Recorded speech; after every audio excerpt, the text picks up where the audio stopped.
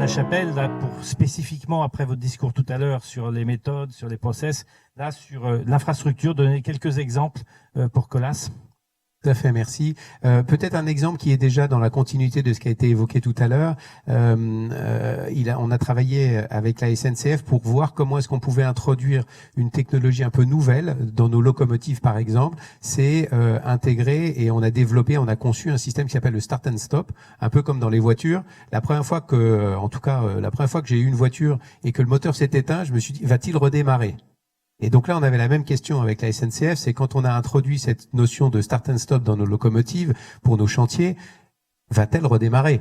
Parce que sinon, le chantier est bloqué et éventuellement les trains en fin de travaux, les trains passagers ne pourraient pas passer.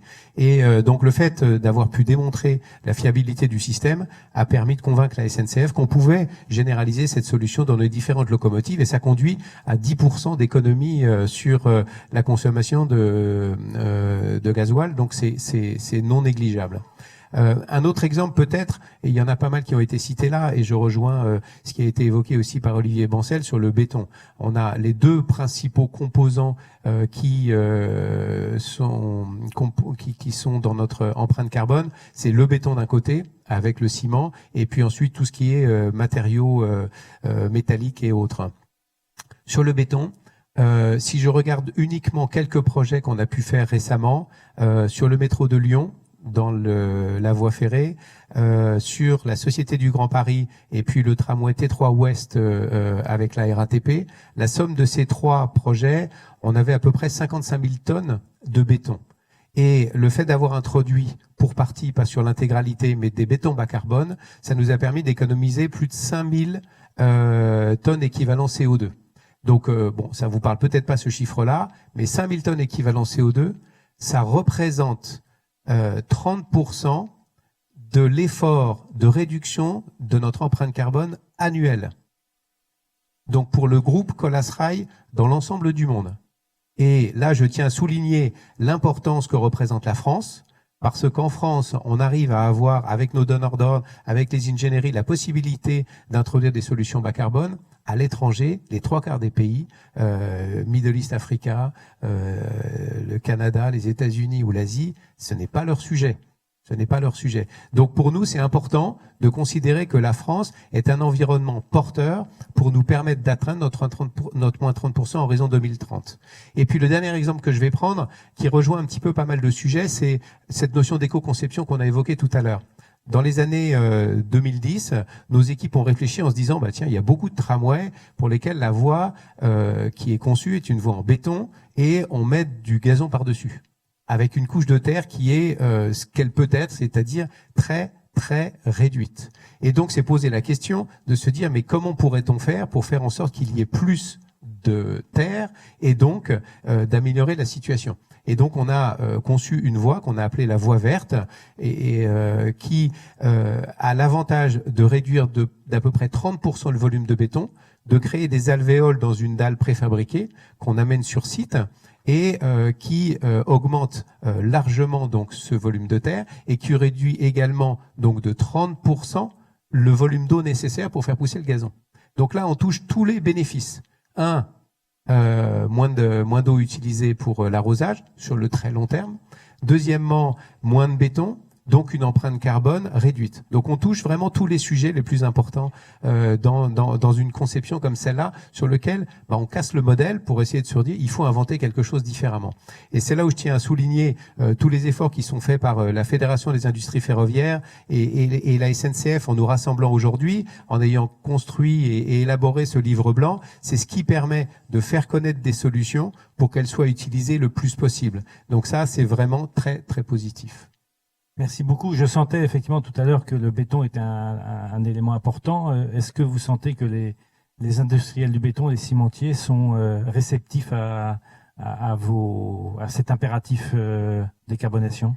Alors oui, il existe plusieurs technologies. Je ne vais pas rentrer dans les différentes solutions possibles pour avoir du béton bas carbone. La réponse, c'est oui, mais de nouveau, c'est très hétérogène selon les pays. Je prends un exemple, l'Égypte. On est présent depuis très longtemps en Égypte. On a voulu monter un forum Carbon Fighter, comme je l'ai évoqué. On a voulu essayer d'introduire des solutions bas carbone, notamment dans les bétons. Impossible d'en trouver sur place. C'est pas à l'agenda, c'est pas à l'ordre du jour, et on n'arrive pas à trouver des bétons bas carbone. Donc on essaie de travailler avec l'ensemble du groupe Bouygues pour essayer de pousser avec Bouygues, avec Colas dans nos implantations des différents pays, pour essayer de se dire que là on atteint des masses critiques supérieures en volume qui peuvent permettre d'aider à faire en sorte que ces solutions puissent émerger. C'est un travail de longue haleine, et plus on va en parler, plus on va essayer de montrer l'effet bénéfique de solutions comme celle-là, plus on a des chances qu'elle aboutisse largement.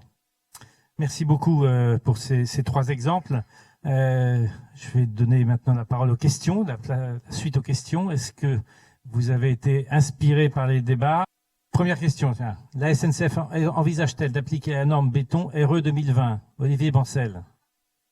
Au hasard, Oui. Alors au hasard, je sais pas répondre à ça.